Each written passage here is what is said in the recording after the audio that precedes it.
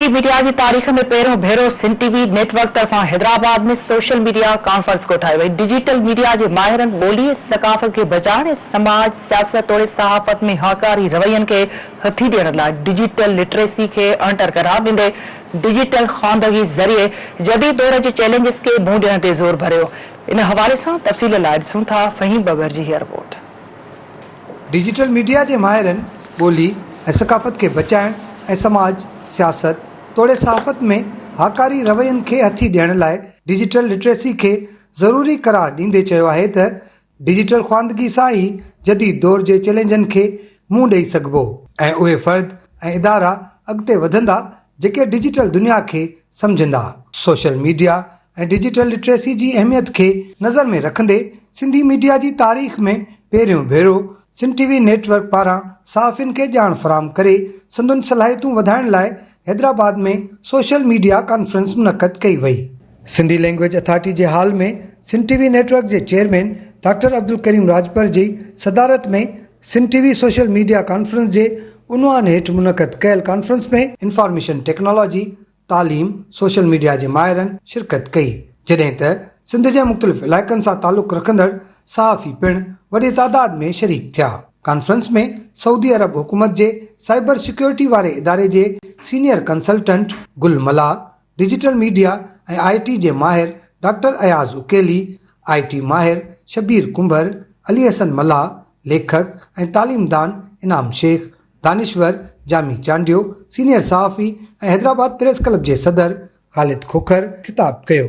Saudi सरकार के cyber security वाले इदारे के सीनियर कंसल्टेंट गुल मला पंहिंजे खिताब में चयो त सोशल मीडिया हकीकी वक्त में मालूमात ऐं ख़बरनि ताईं रसाई ॾिए थी, उहा फौरी राब्ते के मुमकिन बणाए थी ऐं मुल्कनि में फ़ासिला घटिजनि था। दुनिया अंदर माण्हुनि जो वॾो अंग सोशल मीडिया इस्तेमाल करे थो। हिन दौर जी ज़रूरत आहे त सोशल ऐं इलेक्ट्रॉनिक मीडिया के गॾिजणु घुरिजे। उन लाइ सोशल मीडिया प्लेटफॉर्म्स बाबति मुकम्मल ॼाण रखणी पवंदी। सोशल मीडिया एक्चुअली ऑनलाइन जेके प्लेटफॉर्म्स आहिनि, एप्लीकेशन्स आहिनि, उनखे चयो वञे थो। हाणे कहिड़ियूं एप्लीकेशन्स आहिनि या प्लेटफॉर्म्स आहिनि? YouTube, TikTok, Facebook, Instagram, x जेको माज़ी जो ट्विटर आहे, इहे जेके आहिनि से उन्हनि जा जेको आहे सो प्लेटफॉर्म्स आहिनि जिते असां वीडियोज़, ऑडियोज़ ऐं इमेजिस, तस्वीरूं अपलोड कंदा आहियूं त जीअं असां इंफॉर्मेशन मुख़्तलिफ़ माण्हुनि खे पुॼाए सघूं। IT माहिर शबीर कुंभार चयो त ज़ेड जनरेशन जो 64% इंटरनेट से लागापियल आहे। सोशल मीडिया तालीम, तफरीह, रोज़गार ऐं ज़िंदगी के सभिनी लाड़न में इस्तेमाल थिए थी। राब्तो, ॻंढापो, इज़हार की आज़ादी, रोज़गार, कारोबार, ॼाण, तालीम ऐं सिख्या सोशल मीडिया जा हाकारी ऐं वक्त जो ज़ियान, नफ़सियाती मुंझारा, गलत मालूमात ऐं ॿोलियुनि जो काटजण सोशल मीडिया जा नाकारी असर आहिनि। ब जनरेशनूं आहिनि असां वटि, हिकिड़ी एक्स जनरेशन ऐं हिकिड़ी ज़ेड जनरेशन। जनरेशन एक्स जेका आहे सा 1965 खां 85 जे विच में ॼाई आहे। उन रेडियो बि ॾिठो, तार वारी टेलीफोन बि ॾिठई, तार वारी एंटीना वारी टीवी बि ॾिठई, कंप्यूटर बि ॾिठई, इंटरनेट बि ईंदे ॾिठई, वरी AI बि ॾिठई।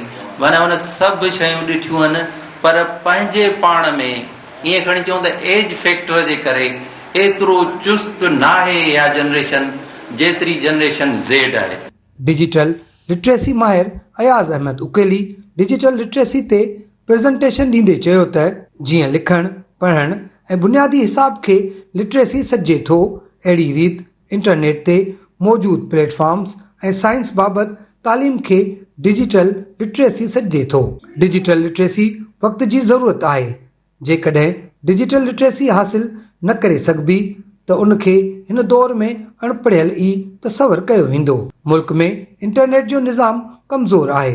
रहवासियुनि तोड़े मीडिया चैनल्स के उन बाबति आवाज़ उथारण घुर्जे। सोशल मीडिया के इस्तेमाल करण अचणु घुर्जे। हर को माण्हू हाणे इस्तेमाल करे थो।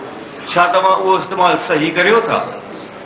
तव्हांखे रिसेंट हिकिड़ी रिपोर्ट आहे उहो ॿुधायां थो त असांजा ॿार तमामु उहे जेके IT जा ॿार कोन्हनि, जिन IT कोन पढ़ियो आहे, कंप्यूटर साइंस कोन पढ़ियो आहे, पर IT जा जेके कोर्स जो कया अथनि उहे सभु कया अथनि, तमामु घणा आहिनि, पर चवंदा आहिनि कि वरी नौकरियूं कोन थियूं मिलनि। डिजिटल माहिर अली हसन मला ख़िताब कंदे चयो त हैशटैग जो बहितर इस्तेमालु करणो पवंदो। हैशटैग इस्तेमालु करे पंहिंजी शइ या मालूमात खे आलमी बाज़ार में पेश करे सघिजे थो।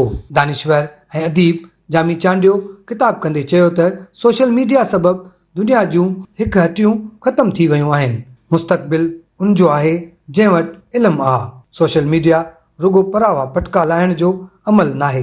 ट्रंप जी कामयाबी में 37% सोशल मीडिया जो किरदार हो। माण्हुनि खे अॻे हिकिड़ो हिकिड़ो किताब हथ करण जे लाइ, हिकिड़ो हिकिड़ो उसूल सम्झण जे लाइ, हिकिड़ो क़ाइदो सम्झण जे लाइ, हिकिड़ी ॻाल्हि सम्झण जे लाइ वॾियूं ॼमारूं पंध करणा पवंदा हुआ। ऐं जॾहिं हाणे सॼी रूह ज़मीन, सॼी इंसानी तारीख़ जो सॼो इल्मु अचे असांजे साम्हूं पियो आहे, त असां कंहिं ॿिए कम सां लॻी विया आहियूं। तालीमदान Inam Shaikh Sindh TV social media conference में ॻाल्हाईंदे चयो त दुनिया ॻोठ में तब्दील थी चुकी आहे। मोबाइल वसीले दुनिया इंसान जे हथ में अची चुकी आहे।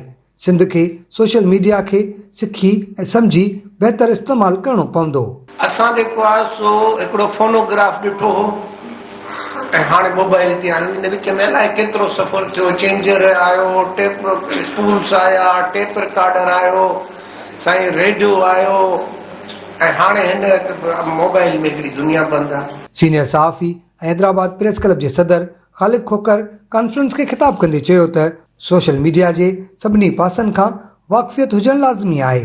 सहाफ़ती दुनिया में सोशल मीडिया इनकलाब आंदो आहे। सहाफ़ती दुनिया में बि हाणे उहो रही सघंदो जेको इंटरनेट, डिजिटल लिटरेसी ऐं सोशल मीडिया बाबति ॼाण रखंदो हूंदो। या इवन इलेक्ट्रॉनिक मीडिया में केतिरा उर्दू चैनल आया, केतिरा उर्दू चैनल विया, ऐं केतिरा केतिरा वॾा सहाफ़ी असांजा बेरोज़गार थिया, फारिग थिया, मीडिया वर्कर्स फारिग थिया।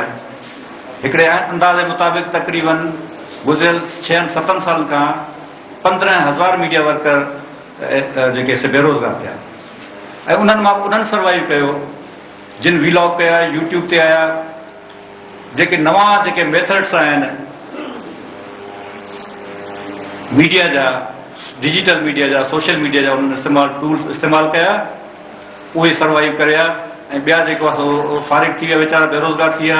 Sindh TV social media conference में शरीक माहिरनि ऐं सहाफ़ियुनि जो चवणु हो त सिंध टीवी नेटवर्क जस लहिणी जंहिं सहाफ़त में जदीद टेक्नोलॉजी, सोशल मीडिया जे इस्तेमालु तोड़े ख़वानदगी जहिड़े अहम मौज़ू ते बहितरीन कॉन्फ्रेंस कोठाए सहाफ़ियुनि खे ॼाण फ़राहम कई आहे। कैमरा टीम सां गॾु फ़हीम बबर, सिंध टीवी न्यूज़ हैदराबाद।